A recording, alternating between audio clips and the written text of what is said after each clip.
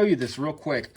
I got this because I took a trial subscription to American Woodworker way back in 95, I guess, because that's when it's copyrighted, and they sent me this as a free premium. I don't remember what the deal was, but you know, I didn't have to pay for the first 3 months of the magazine, but I think I kept on it for a while, and I had some fine woodworking on and off over the years. It was a good magazine then. It's really gone downhill, and for a long time, American Woodworker isn't what it used to be.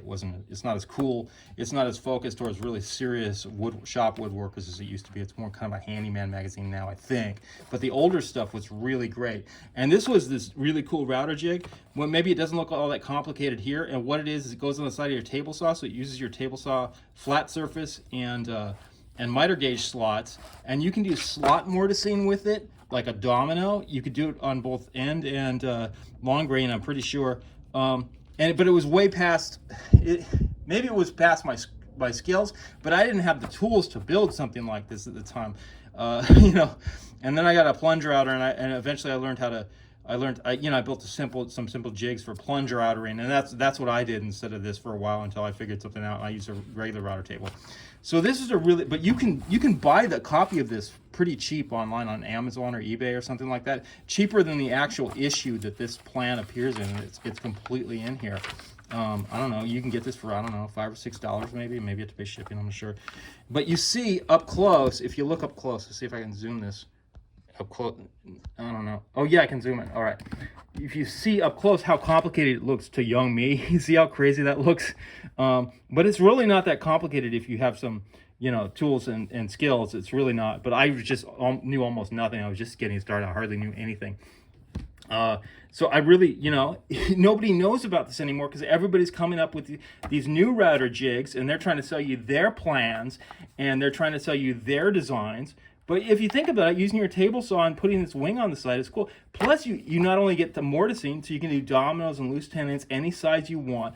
You can do horizontal routing, which is, yeah, that's what it's called, having the router on the side. It's called horizontal routing, and that is really useful. I've used horizontal router tables before, and I had a couple in times. I don't think I have one right now which would qualify, but they're really, really useful. It's different the way you cut moldings and all sorts of different things. You use different sorts of bits for all sorts of different effects, you know, that aren't work as well on a regular router table. So it's really useful to have. But this like all this stuff, it was really over my head at the time. I really didn't understand. I was like, I don't know how I could do that with the tools that I have. I probably could have done it, but it might not have been very accurate, so I didn't even try. But I thought it was really cool at the time. Look how unattainable that was to young me.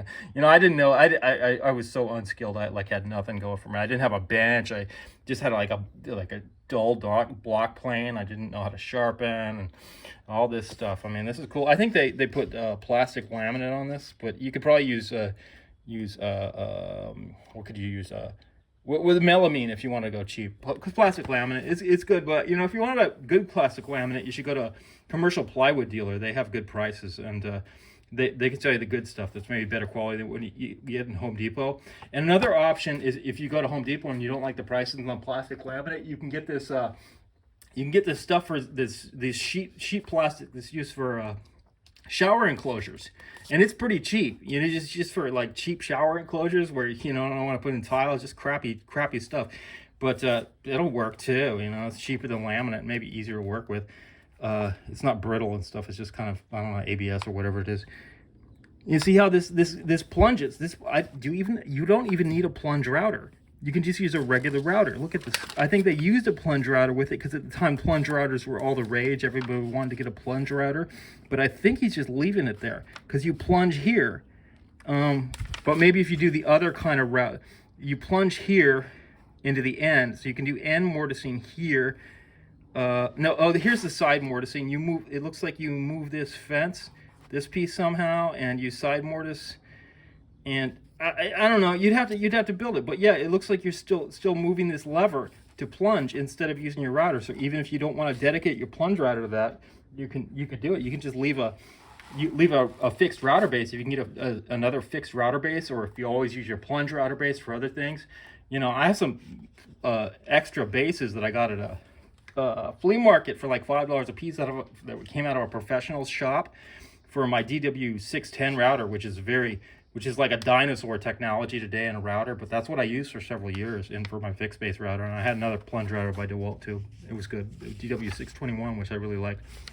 That was the first one with the through the column dust extraction, which is a good feature. The DeWalt, for some reason, still is really the only company that does that, even though the patent must have expired a long time ago.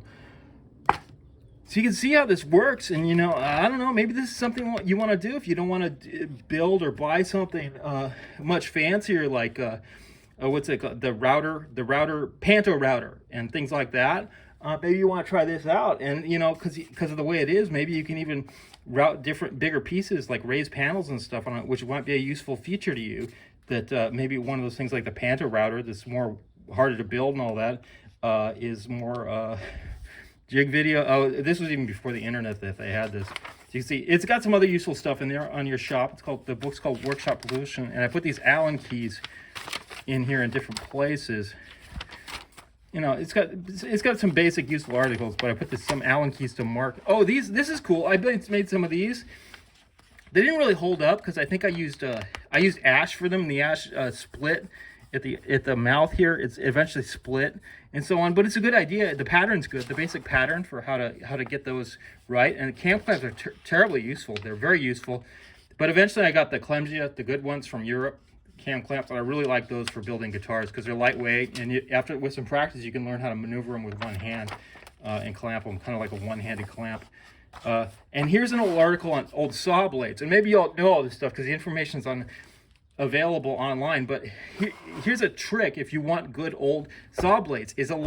Like Systematic went out of business years ago, or they stopped selling that particular line. So, and you can find new old stock.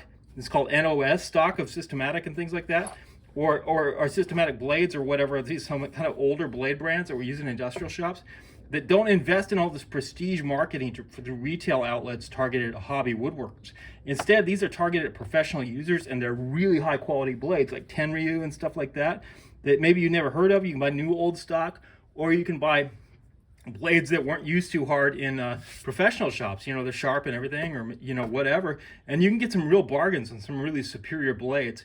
But they will tend to be thick curved blades, so you need, or standard curved blades. So you probably need a cabinet saw to really get the most life out of those, or the most use out of those. So that's the thing. If you're on a contractor saw or a portable saw, you may be stuck with getting thin curved blades, and some of these won't be very good options for you.